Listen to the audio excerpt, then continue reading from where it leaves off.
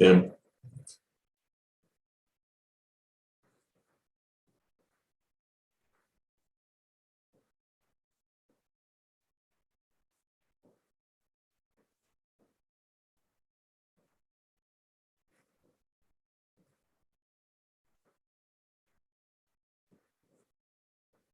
Is everybody admitted? We're ready. Okay. Again, I want to thank you all for being on today. My name is Patrick Davis, and I'm with the University of Missouri Extension as a livestock field specialist down in the Stockton area. And so I want to thank you for being on. This is our December edition of the Forage Livestock Town Hall. Today, we'll talk about, I'll be moderating and hosting. Our co-host, we made a late change on this, will be Tim Schnockenberg. And we'll talk about that here in a little bit as far as how Tim will be helping us today. But to start off, and I'll bring this up later in the meeting, but later in the town hall. But this event, in addition to being on Zoom, is being simulcasted live on YouTube. And this is actually this picture here is a previous YouTube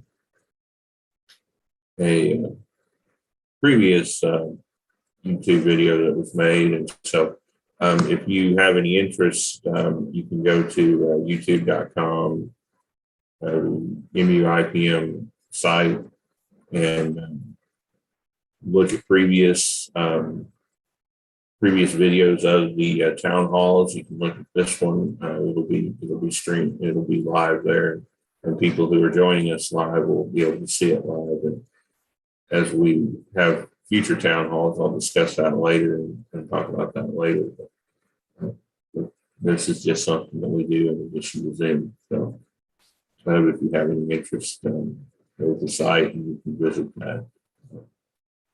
As far as today, asking questions, and we do encourage you to ask questions related to the topics covered. The best way to do that is through the chat.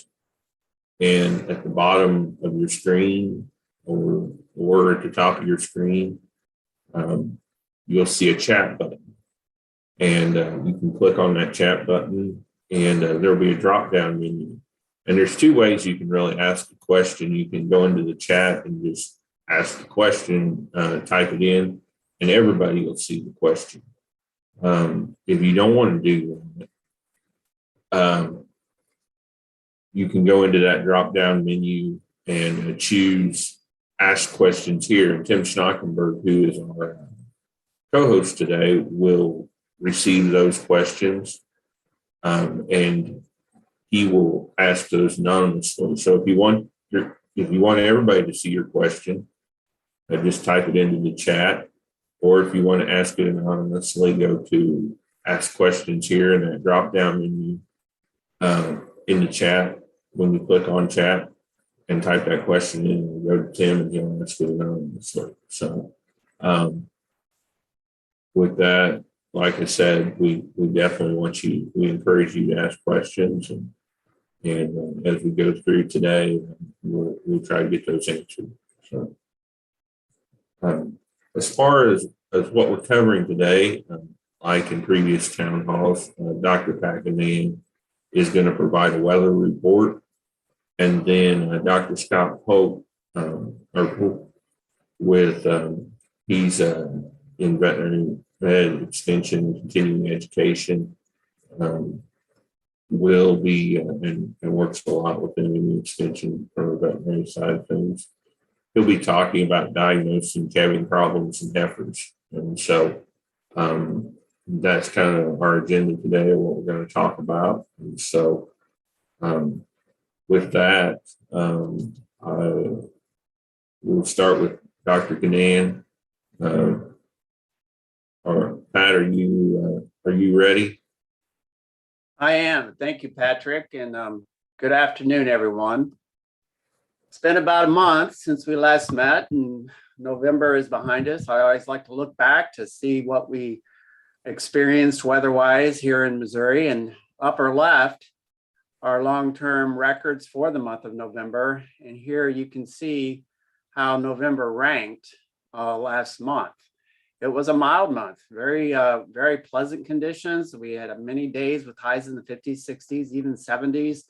No real hard freeze was experienced. And so it ranked about 2 degrees above average for the month. And that has been the trend. It's been a whole bunch of mild Novembers over the past 20 years. And this past month was no exception to that.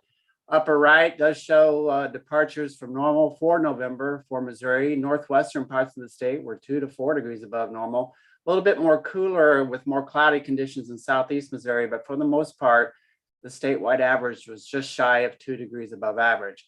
Lower left, it was dry.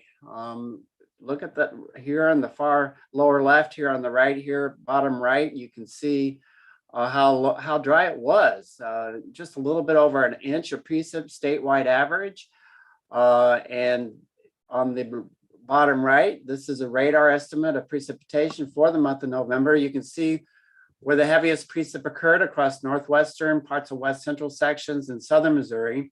This is anywhere from about 1 to perhaps over 2 inches here in these yellow stripes. So heaviest rain across the northwest corridor. There's a little bit of strip of heavier rain. And then in southeast Missouri, dry conditions, less than a ½ inch across parts of northeast Missouri. Most areas, again, saw generally about an inch of rain, again, with these exceptions in northwest and southeast parts of the state. Well, we're through November, so meteorological autumn is over. When you look at September, October, and November on record, if you think we had a mild fall, we did. It was our 8th warmest fall on record. You have to go all the way back to 5 years ago when we had a very mild fall in 2016. That again has been the trend over the past few decades, these mild falls.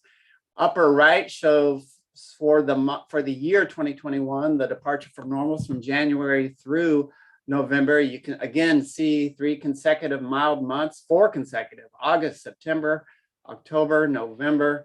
And again, this is why we had our top 10 warmest fall, these continuous mild months for the fall season.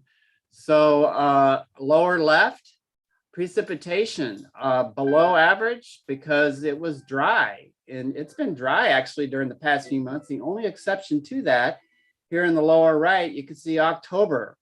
And it's fortunate we had these wet conditions in October because it's dry right now in Missouri across the state, abnormally dry across much of Missouri. You know, we started out wet for the first half of the year, but things really have turned off in regard to the faucet. That exception again being October. It was nice. We had mild conditions and we also had wet conditions in October. So that really helped to moisten somewhat of the soil moisture profile, bring a little bit of those water resources at the surface a little bit higher, even though they're still running below average. And of course, we got some renewed grass growth in October because of the mild weather, no hard freezes. This precipitation came at a very good time. If we didn't get that October precip, we would have a situation like we did in 2017. 2017, we had a very dry fall as well as a mild fall, and things were not good as we were going towards the end of the year. We had a drought, a full-fledged drought emerging across parts of the state. And of course, we all know what happened in 2018. Things just continued to deteriorate as we went into the spring and summer of 2018. So fortunately, we're looking a little bit better than we did in 2017. And that's thanks to what we saw back in October. December, here we are 9 days into the month, and look how warm it's been. Upper left, we're looking at temperatures double digits above normal for the first 9 days of the month. So this warm period is continuing into December. I will say the outlook over the next 1 to 2 weeks, it looks like above normal temperatures. Anytime you have double digits above normal for extended periods of time, you're talking about you're likely in the top 10 category. And considering the warmth that they're anticipating to persist for the next couple of weeks, I would not be surprised if December easily falls into one of the top 10 warmest months on record. 2015 currently ranks as our warmest December on record. And the way that we're going now, that could actually put that into contention on it being an exceptionally warm December, especially with the forecast over the next couple of weeks. Precipitation wise, in the upper right, we did have a rain event earlier in the week. Southeast Missouri, extreme southern sections of the state were recipients of some welcome rainfall. The greens are indicative of a ½ inch or more, the darker greens an inch to as much as 2 inches. It looks like here parts of Douglas over into southern Texas, northern Howell, parts of Shannon and Reynolds County over into Cape Girardeau County, Bollinger County. They did get Wayne County. They did get some decent rainfall. I'm sure that was welcome rainfall. Unfortunately, the rest of the state, we've been high and dry for the month of December so far. Lower left, about a month ago, this was the drought monitor map from November 9th. If we go to currently, this is the one that came out this morning. You can see how these abnormally dry conditions have expanded across the state. Generally, about a third of the state is experiencing abnormally dry conditions. Even some moderate drought is starting to show in parts of East Central Missouri. Here, a little pocket down here around Carter and Ripley and Oregon County, parts of Shannon County, some dry, moderate drought conditions as well. Currently, we're seeing some very mild conditions from about 10 minutes ago. Look at these temperatures in the upper left. These are running well above average. We're already in the lower 60s across southwest and the central sections of the state. Typically, this time of year, high temperatures are in the lower to middle 40s. So we're over 20 degrees above normal already. And conditions are only going to continue to warm as we go through the afternoon. The forecast over the next several days, look at these are the high temperatures, lower left, again, middle 60s for much of the state as we go through the afternoon today. Low temperatures tomorrow morning, generally in the upper 30s, low 40s. Again, very mild conditions for nighttime lows. Look at these highs on Friday. Anytime you reach highs in the in the 70s in December, you're talking about near record highs. So those will be in contention for tomorrow. We perhaps could be breaking some record high temperatures. I will note, look at these cooler conditions. There is a cold front that is forecast to move through the state tomorrow, a fairly strong cold front. And that right here, this little image right here does indicate some thunderstorms perhaps breaking out as that front starts to move southeast through the state. The highest likelihood of any severe weather tomorrow will be in far east, central, and southeastern sections of the state. So if you reside in that area, they are talking about perhaps by tomorrow evening, tomorrow night, some severe weather potential over far southeastern Missouri. So keep an eye on that if you reside in parts of southeastern Missouri. Again, that cold front moves through tomorrow evening, tomorrow night. Low temperatures on Saturday morning, generally running still above average, only in the lower 30s for the most part across the state, maybe some upper 20s in northwest Missouri. High temperatures on Saturday, getting a little bit closer to normal, but still above normal, generally highs in the 40s across the state on Saturday. And then again, we start warming up again on Sunday, lows Sunday morning and generally in the low 30s to upper 20s. But look at these temperatures rebounding on Sunday. Very pleasant conditions, running again 10 degrees above average with highs in the 50s statewide. The forecast of precipitation over the next 7 days doesn't look really good in regard to getting rid of these abnormally dry conditions anytime soon, at least over the next week or so. They are indicating some heavier, maybe winter precipitation. They do have winter storm watches across much of the upper Midwest into the Central Plains. They may be seeing some heavy snow over the next 24 to 36 hours. Heavier precip to the east across the Ohio River Valley, parts of the Tennessee Valley. Not a lot here from Missouri, perhaps as much as 1/4 of an inch as those storms move through the state tomorrow night. Maybe as much as near a ½ inch over the far southeastern parts of the Boot Heel. Some encouraging news. We are as I mentioned, it's dry. We need some precipitation here in the state. Look at here on the left. This is a forecast of temperatures over the next 6 to 10 days. That'll take us past the middle part of December. You don't see this very often. They have a greater than 90% chance of above normal temperatures. There is high confidence in all the computer models for what the forecast is going to be like next week. It looks like a high likelihood of or above normal temperatures. Generally, they're already talking about highs in the 60s, maybe even some days in the 70s for next week. So unusually warm conditions are persisting well into the month of December. This is more encouraging. On the right here, these greens are indicative of a more unsettled pattern for our state. an enhanced likelihood of above normal precipitation here for the December 14th through 18th period. So it does look like warm conditions. Of course, with these warm conditions, I think this will be precipitation here in Missouri will fall mostly, it'll be in the form of rain, not snow or ice, with these much above normal conditions anticipated. And that's pretty much a weather report. Patrick, I'll hand it back over to you. Thank you.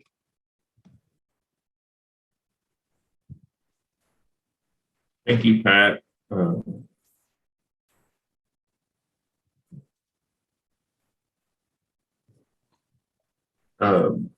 Was there any Tim, was there any questions? No questions in the chat. Okay.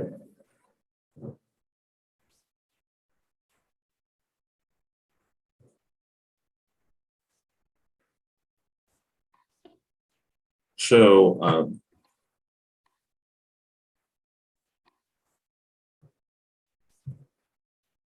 so with that, we'll move on. Thank you, Pat, for providing us that weather report.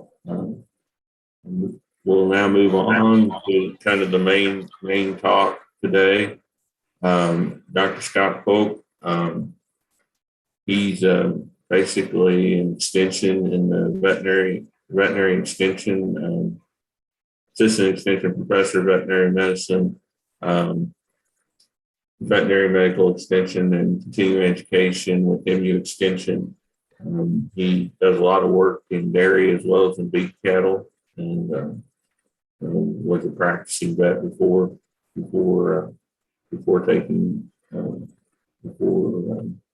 he worked in extension. So with that, Scott, are you ready? Yes, I am.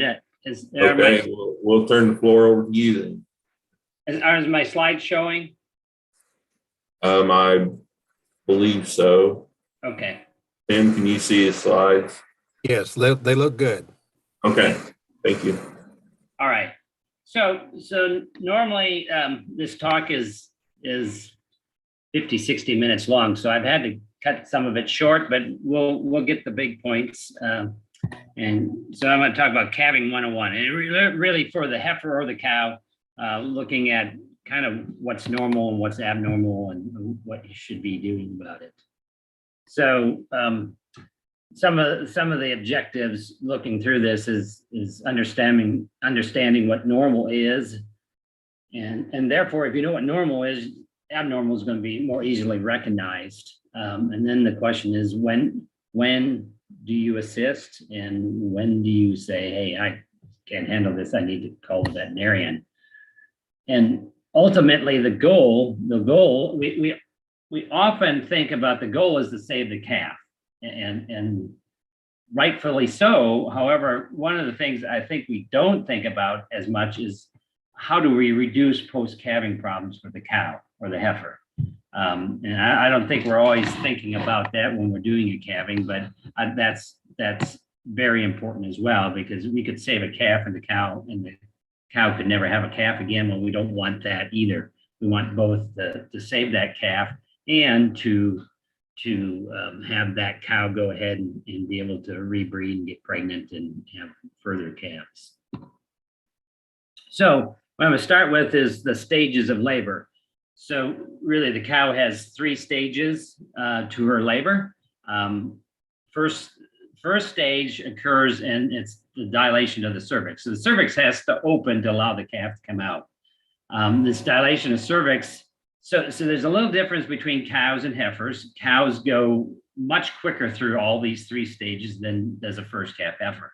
And that just makes sense because the first calf heifer has never done this before. And so, stage 1, this is where the heifer or the cow is going to be up and down, and trying to seek to be off by themselves, and maybe kicking at the belly. And, a heifer may take 4 to 8 hours through this stage, a cow, half an hour to 2 hours. But that cervix has to dilate and to allow the calf. And so while that's happening, that's stage 1. All right.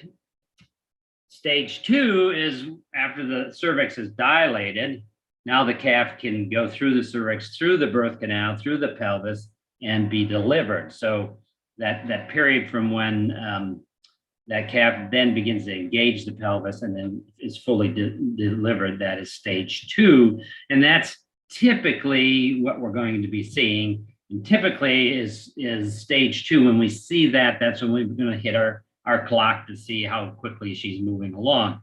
Once again, a mature cow, this is going to go really quickly. A heifer, this is going to take longer. All right. And then the other day we had one of the Holsteins at the Foremost Dairy, the University Dairy. I checked her at about 10 o'clock in the morning. Her cervix was not dilated.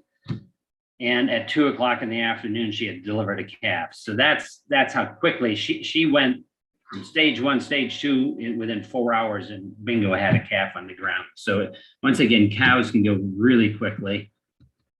And then the stage 3 is when now you deliver the calf. Now they get rid of the placenta.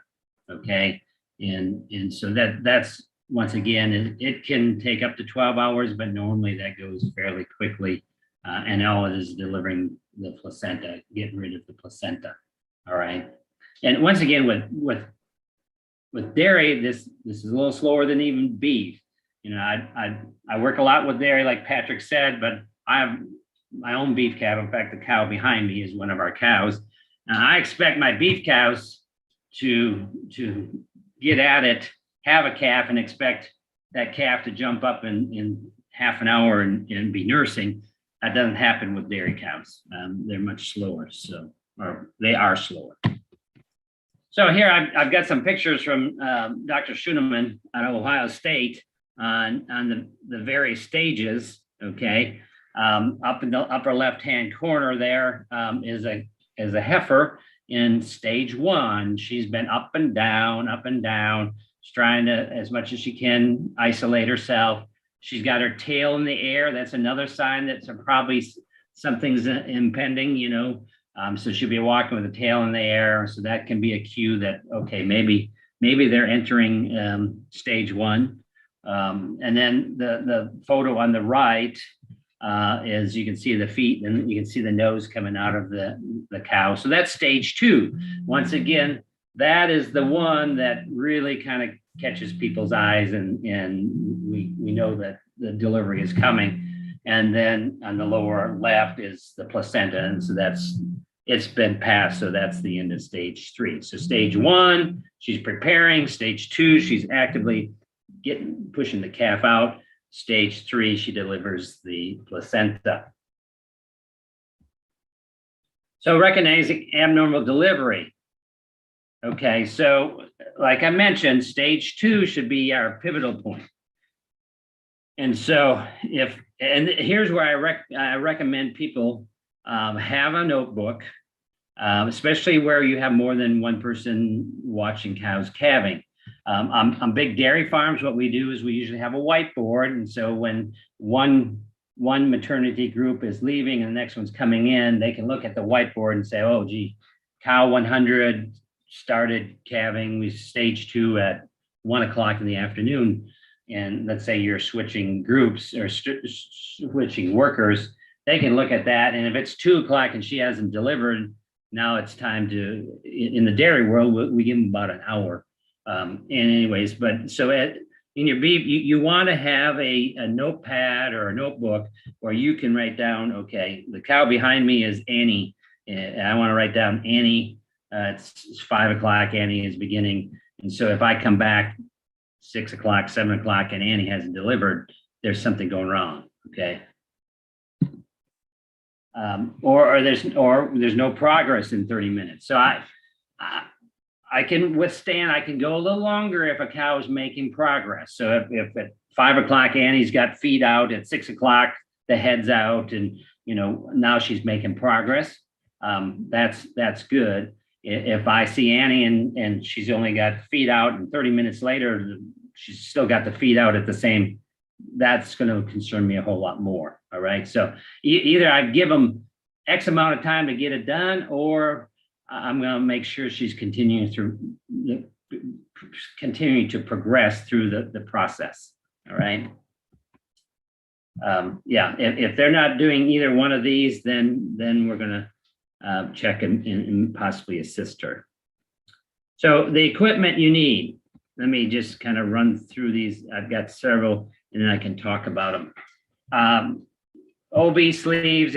My first initial exam is probably I'm going to have OB sleeves. So because I'm going to probably go in vaginally, and depending on what that feels like, I might want to go in rectally. Okay, so I'm going to have sleeves for that. OB chains and straps. So these are things you want to have ready for going into calving season. Okay, OB handles, and I got the next picture. I'll go into a little more detail. Clean bucket. Okay, I have from practice, I have a big silver bucket, and it's a good size one because I want lots of water. A long rope. I show the rope here on the right. That's the one I had from practice that I still have. Very valuable. A halter, lubricant, and I will reinforce this later. Have lots of lube. Hot water and a disinfectant. Okay, and I'm gonna go in a little more detail in the next slide. So here I've got a picture. So there's my long rope on the right. That rope's about 30 foot long. And the reason I like that is because once I get into I'm going to have to pull a calf. A lot of times I put the end with the quick release Honda on it through my handles, and then I take the rest of the rope back around a post, around a bar, and then bring it back. And so what I've just created is a pulley. And the reason I want a pulley is not so I can yank the calf out. It's so that as I pull and I gain traction, as she relaxes, a lot of times the calf will go back into her. With the rope and the pulley, I can maintain my progress. Okay, I don't have to work as hard. If you ever have pulled a calf all by yourself and you were just pulling, you know that you pull, you gain, and then she relaxes and it goes back in. With the rope, I can pull, gain. When she relaxes, I can maintain the progress. When she pushes again, I can pull, I can maintain the progress. It makes things a lot easier. It's a lot better on your back if you're pulling, and eventually it's a lot better on the cow as well. Okay, and on the picture on the left, I've got some chlorhexidine, some blue solution for disinfectant. I've got a big silver bucket. I'm going to fill that full of warm to hot water. I'm going to put my disinfectant in. I want lots of water, okay, so I can keep things clean. I've got some OB sleeves. I've got lube, lots of lube. I've got my halter in case I've got to move that cow into a pen, and that's what I would prefer. And then I've got chains. I personally like long chains so that I will hook one end to one foot and the other end to the other foot. Some people like short chains, put a chain on either foot. I like the long ones. And then handles. And I like chains and handles like this so that I can easily move the handle up and down that chain depending on how much leverage I need. Okay, so this is kind of basic things you want when you're preparing for calving season. All right, and these are prepared. At the University Dairy, we have these all the time for my beef cattle, which we calve in February, March. This is what I'll have prepared for that season. Calving area, and let me just highlight these.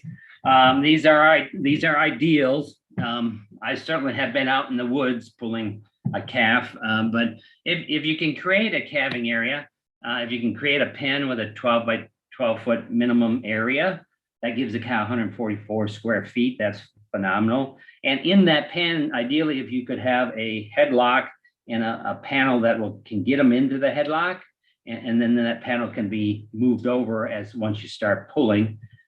Ideally, if you have covered and well lighted and a restaining area, and then bedded well. Okay, so those are ideal things. I know those don't always happen.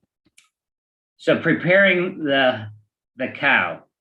Okay, preparing the, so we want to restrain her. I don't mind putting the cow in a headlock to determine what's happening, okay? And I occasionally have pulled a calf while in a chute, okay, in a chute. I don't like to, my preference is if I can get them in the chute, determine what's happening, maybe place my chains, but then I usually like to get the cow out and into a pen. And the reason why is I don't like cows to go down in a chute. That just makes it hard on them, hard on you, for the delivery. So ideally, if I can, get them in the chute, determine what's happening, set my chains, put a halter on her, and then let her out, okay? Restrain the tail, 2 reasons for that. One is that if you restrain the tail, you'll keep things cleaner. And probably for me, the biggest reason restraining the tail is it's not slapping me in the face while I'm doing this. Okay, that happens. But we also want to keep her clean. The other thing is scrub her back end, okay? And I put in there, this will probably need to be done multiple times. And you're pulling, you know, a lot of times when you're pulling, the cow is pooping, okay? That's pretty normal. Anytime a cow poops, I clean, okay? We pull, she poops, I clean, okay? Because the cleaner you are, the better, the more likely that cow is going to rebreed, okay? I can't let her poop and then me put my hand in her and take poop into her reproductive tract. That does no good. So I'm very meticulous about cleaning, okay? All right, oops, and lubricate. Once again, I'm going to emphasize this often is lube. Have lots of lube. Lube up your arms, lube up your hands, lube, and take that lube inside along the calf and lube. It's going to make things a whole lot better. Okay. Okay. What are my objectives? So like I said, I'm probably initially going to go in. I'm going to determine, is the cervix dilated? If the cervix is dilated and I'm not delivering a calf, the cervix has to be dilated. If it's dilated, then we can proceed. If it's not, it's one of 2 things usually. One is that she's not ready, just like the Holstein cow I had the other day. She wasn't quite ready. Or 2, she can have uterine torsion, what we call uterine torsion. And sometimes that happens. And a lot of times when you go in her vaginally, your arm will actually turn, and it almost always turns clockwise, okay? So counterclockwise, it turns counter, and you have to bring it back clockwise. Anyways, but you'll be able to feel that. And a lot of times cervix doesn't dilate then because the calf never engages into the cervix. So first of all, is cervix dilated? Okay. Has the placenta, have the water sac broken? Sometimes I go in and cervix is dilated, calf is there, but the water bag hasn't broke. You can break that and then deliver the calf. And is the calf in proper position? And we're going to talk what proper position is. And then you got to determine, does the cow have a big enough pelvis to allow the calf to pass through the pelvis? Okay. And if the pelvis isn't big enough, the calf's not coming through. And then there's other alternatives. Okay, normal position. Normal position is front feet first, followed by the head. Okay, front feet first, followed by the head. And the reason we want that's normal and that's preferred. They can come backwards, but preferred is because now this little calf is creating it's like a little rocket coming through there, okay? It's gonna come through. And if many of you have pulled calves, you understand that, boy, golly, when you're pulling them forward, once they pop their head out, everything becomes easier, okay? Unless they get hip locked. But pretty much the hardest part is getting that calf, the front feet out and that head out. Once that's out, that usually goes pretty smooth after that. So then the question is, do we have front legs or do we have back legs? Okay, front legs or back legs? That's important to know. Very important to know. And do we have twins or no twins? And do we have front legs or back legs depending on the twins? So we get the chains on the right leg. So this picture shows if we have a front leg, the first two joints that you see, so on the front legs, you see the hoof and the dew claws, and that first fetlock, that joint bends backwards. And if you go up the leg to what we call the knee, it bends backwards too. So a front leg, you have two joints that bend the same way. Two joints that bend the same way. On the back leg, the first joint bends the same way as the front leg. However, the hock bends opposite. So as I'm doing a calving, I'm going, and you have to go a little bit slow, because if you go really fast on the front leg, you're going to go right past the knee and up to that elbow, and it's going to feel like a hock. So you go slow, you figure out which way the first joint is bending, and then you continue, and the second joint bends the same way. You know you have a front leg. If it's opposite, then you know you have a back leg. Okay. A lot of times with front legs, if you're going up there, you're going to run into the head. Sometimes at the back, as you're going up, you run into the tail, which will help you. However, if you just have legs, it's real important to know this difference. Okay. So can this calf be delivered? If normally, if I'm starting to pull on the calf and its head, if its head then engages into that pelvis, and you can see on the right, you can see the pelvis. Usually if the feet and the head can engage into the pelvis, usually the calf will come. If I can't get the feet and the head into the pelvis at the same time, then it's time for a C-section, okay? That they're not going to come that way, all right? The calf's going to be too big for the cow, okay? So let's say we've determined everything's okay. We're gonna place the chains, and here I'm showing the chains, or Dr. Kauscher's from Dr. Elmore's picture. The incorrect, you can see on the top there, he's only got one loop on that leg, as opposed on the bottom, he's got the first loop above the dew claws, and then he half hitches and puts a second loop below the dew claw. So 2 points, okay, 2 points. The reason you want to do this is because if you only do one, you will have greater potential to break that leg. And first year out of veterinary school, 35 years ago, that's what I did. And it feels really bad to deliver a calf and have its leg broken, because I didn't do it. I didn't put that second one on there. Okay, so put the two points where the chain are looped, because you distribute the pressure and you're less likely to break a leg. Okay, so, and I always tell students too, when I'm putting chains on, as I'm feeling in the cow, I'm going to put the chains on the leg I think is going to be hardest first. Okay, so I work hard up front and easier later. So I'm going to put the biggest effort into the leg I think is going to be the hardest. I get that chain on, and then I go to what I figure is going to be the easier leg. Okay, so outcomes of examination. If you don't know what the problem is, get help, all right? Or you know the problem and the solution, but you know you can't handle it, get help.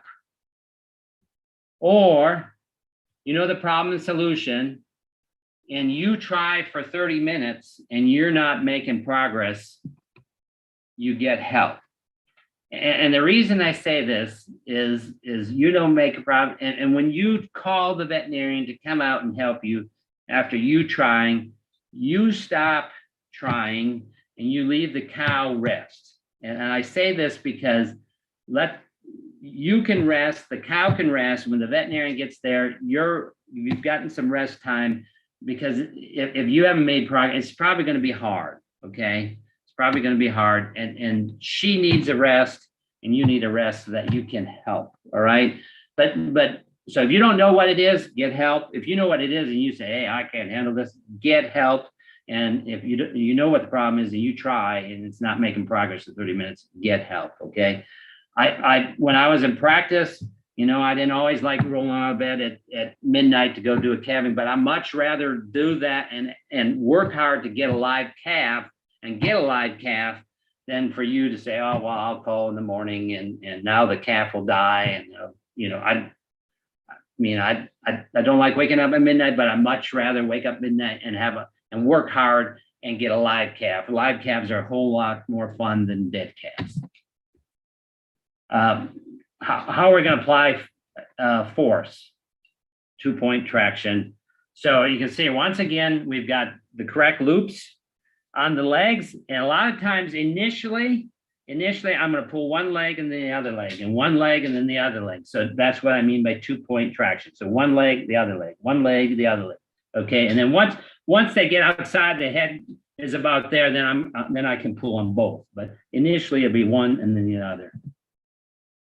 Apply force in the natural arc. So naturally calf is going to come out here, and it's a natural arc. So as I'm pulling, initially I may be pulling straight out, and once the head and stuff gets there, then I'm going to put some downward pressure so that I use this natural arc. Okay, because the calf is going to end up naturally. If this cow was calving by herself, she was on her side. The calf doesn't end up straight out behind her. It usually ends up down around her back legs. So that's naturally what's happening.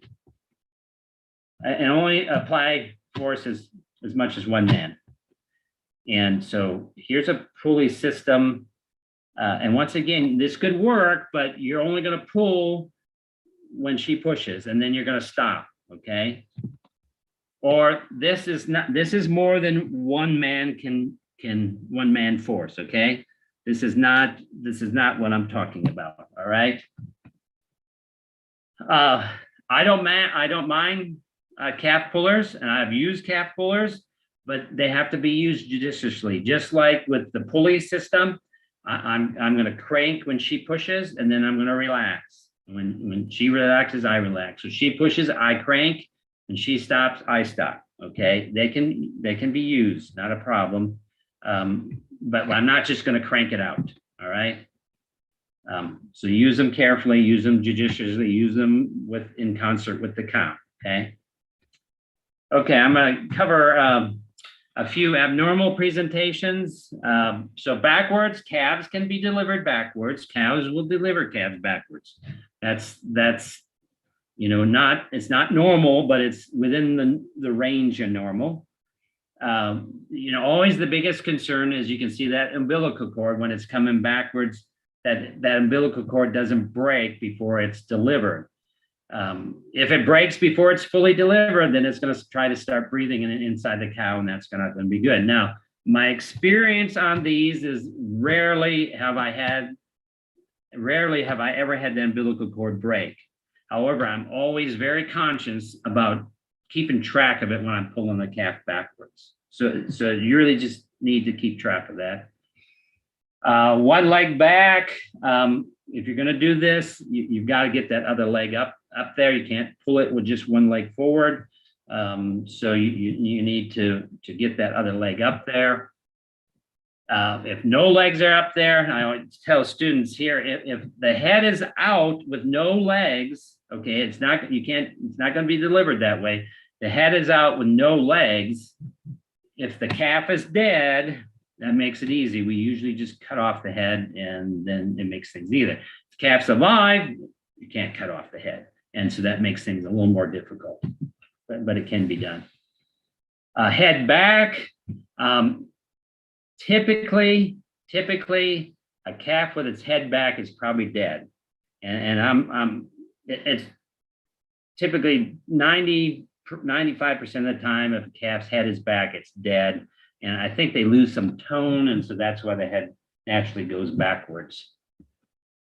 Back or tail first. Once again, you're going to have to get those legs up there. So it's very difficult to deliver them without those legs coming out. So once again, if you're trying these things and you don't know what's going on, get your veterinarian. They have a lot more experience with these. hopefully they have more experience than you do on these abnormalities. Okay, so just kind of finishing up here. Always when we're done, I tell students, always if we pull a calf, when we're done, we're going to go back in and check for tears, okay, and check for another calf. It doesn't matter if the calf's 100 pounds. We always are going back in to check for further calves, okay? Always, okay? If you have some tearing or some bruising, you can some aspirin or flunixin, which is Banamine, or if there's tears, you can start the cow on antibiotics as well. So those are some things you can think about, all right? And just a little word on when we talk about calving problems, most breed associations have really great data on EPDs, okay? And you want to look at calving these EPDs. This is a little bit data. Data is a little bit older, from the National Animal Health Monitoring System, and from 2007, 2008. However, in that data set, if we looked at pulls that were reported, about heifers had about nearly 12% of the calves had to be pulled. Nearly 8% were easy, 3% hard, and a few C-sections. On cows, we expect less pulls occurring. A lot of times with cows, the only reason you're really pulling is because the calf isn't presented the correct way, okay? Their tail first or leg back or something like that. Whereas heifers, you'll run into some troubles with calf being a little bit too big. However, if you're using calving, if you're using registered bulls and you have data, or you're AIing to bulls, look at calving ease direct for that's how well that bull's calves will come. The other thing I recommend looking at is maternal calving ease, okay? So be looking at both those things, calving ease direct and maternal calving ease, because we not only do we want the calf to come easy, but we want the bull's daughters to calve easy, all right? So that's important. So look at both of those, and we've made tremendous progress by using those technologies, all right? So general guidelines, calving is kind of walking the tightrope. You don't want to interfere too soon, but you don't want to be too late. If you're going to err on either one of these sides, I'd much rather come and tell you, oh, she's not quite ready to calve, than come and say, well, the calf's been dead for 3 days. Okay, so if you're going to err and you're going to interfere, do it too soon than too late, all right?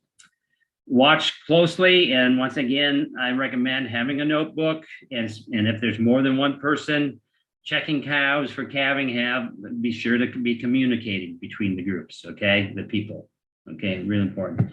Always look for continual progress. I'll let a cow take a little bit longer if she's making progress, okay? For example, last calving season where we keep our family cows with our friend, we had a cow, 1610, had multiple calves. Every time we were out looking at them, checking on them, and every time she would lay down to push, another cow would come along and bother her. So we eventually just took her up and we pulled the calf, because the other cows just weren't allowing to finish the job. We probably would have had the calf all by herself, but we stepped in. Do not overuse force. And once again, I'm saying lube, lube, lube. We have lots of lube, use lots of lube. Okay, make things slick and slippery. It just makes things go so much better. And at any point, if you're unsure and you don't think you can handle what's going on, you don't know what's going on, get your veterinarian. I'm sure most of your veterinarians are just like me. If we're going to work hard, it's so much more fun to deliver a live calf and have a live calf. I said, one of the exciting things about being a veterinarian is to see a live calf. That's the new generation, the new calf crop, the new potential, and if you're going to have to work hard, it's a whole lot more fun to have a live calf than to work hard and have a dead calf. All right. Oh, and then here, this is only a picture I could kind of fine to this. Years ago, we used to think, hey, we deliver a calf, it's having trouble breathing. We're going to tip it upside down, hold it by upside down and maybe swing it a little bit, and all of a sudden all this stuff would come out of its mouth and we got that fluid out of their lungs. We get that fluid out of their lungs. Don't do this. Okay. I've been guilty years ago of doing this. I don't do it anymore. You're not that all that stuff that comes out has come out of their stomach. Okay. Not their lungs. It's come out of their stomach. Okay. And the other thing is I tip that calf. I want it to breathe and I tip that calf upside down. Now all its internal organs are sitting on its lungs because it's upside down. How in the world is it going to breathe when everything's sitting on their lungs? Okay. So instead of tipping them upside down, take some straw and stick it in their nose or grab their nose, and that'll stimulate them a whole lot more than picking them upside down. Okay. So with that, do we have questions? Yes, Dr. Poock, we do have one question that has come in. Yes. Let me pull it back up here. I lost it for a second.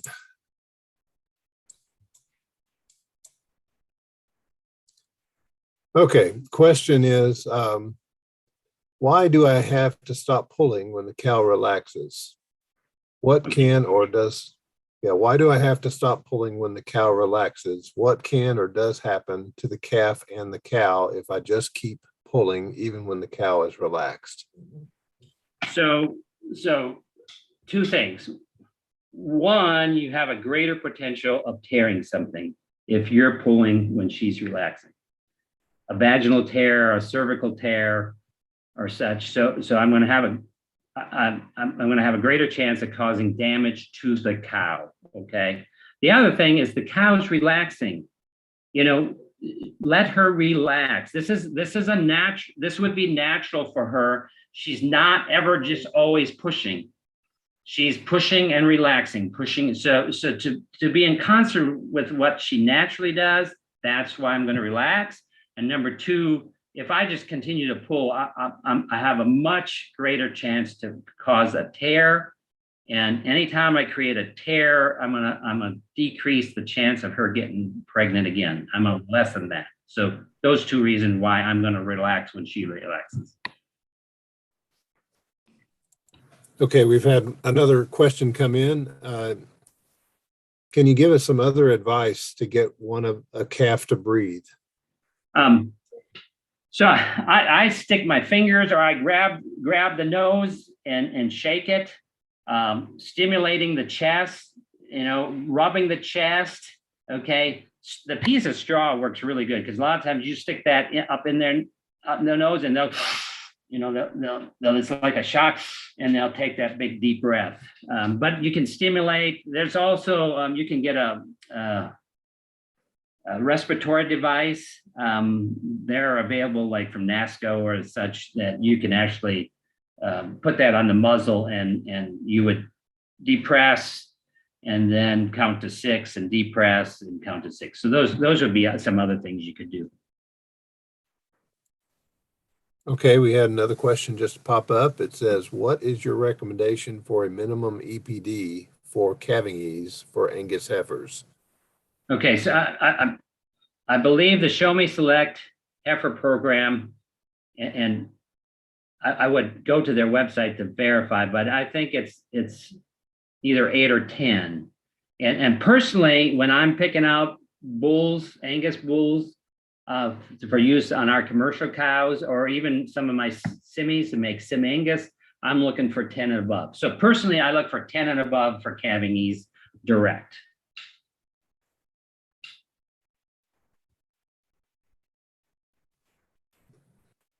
That's all I have outside of the comment by Jill Scheit that everyone might have seen regarding the calving workshop that will be held in Taney County in January. Just a comment there. If anyone's interested, there is a link provided by Jill on that in the chat. Okay, thanks, Tim. And thanks, Scott, for that presentation. Very good presentation. And if anybody ever has any questions related to that further, I'll be more than happy to answer those. With that, I think we'll move on and kind of end out the talk.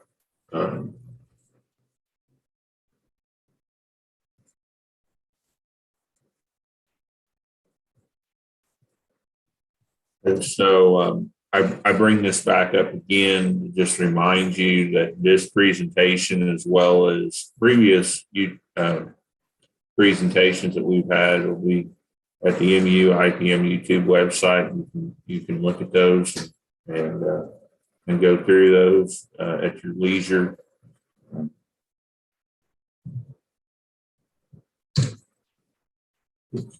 There we go. And so one thing I wanted to bring your attention to is we do have some upcoming MU Forage Livestock town halls. We tentatively got one scheduled for January 11th, and that is actually going to be in the evening at 7 o'clock. We're going to talk about cross-seeding legumes.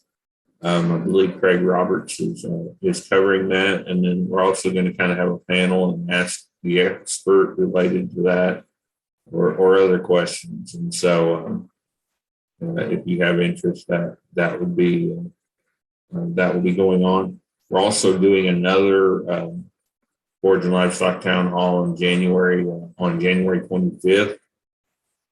It'll be again at noon, like this one was. And we'll be discussing dealing with high fertilizer costs and forages. Sarah Kenyon, MU Extension agronomy field specialist, as well as Eric Bailey, our state MU Extension beef cow nutrition extension specialist, will be leading that discussion that day. So get those on your calendar if you have interest there.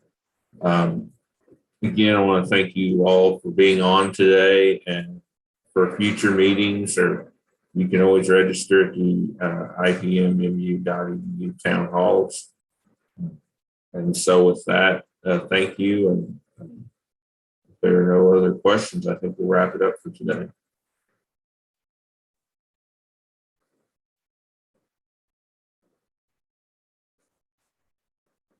Thank you, and talk to you later.